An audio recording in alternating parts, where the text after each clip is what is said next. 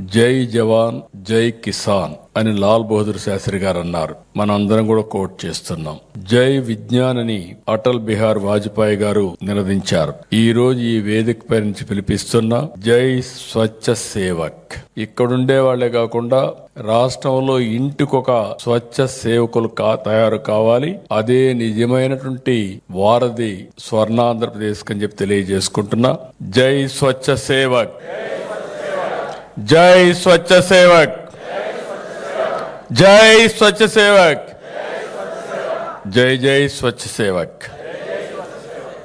మన ఇల్లు, మన వీధి, మన ఊరు, మన జిల్లా, మన రాష్ట్రం, ఇలా ఎక్కడైనా స్వచ్ఛత కోరుకునే ప్రతి ఒక్కరూ సేవకులే. పరిశుభ్రతకు నిత్యం శ్రమించే పారిశుద్ధ కార్మికులకు నిజమైన దేశభక్తులు. స్వచ్ఛతని గాంధీజీ దైవంతో పోల్చారు. ఆయన బోధనలన్నీ మనకు ఆదర్శనీయం. మన పరిసరాలు, మన ప్రాంతాలు, మన రాష్ట్రం ఇంత స్వచ్ఛందంగా ఉందంటే ప్రధాన కారణం పారిశుద్ధ కార్మికులు. వారు లేకపోతే స్వచ్ఛ ఉద్యమం లేదు, స్వచ్ఛ పరిసరాలు లేదు.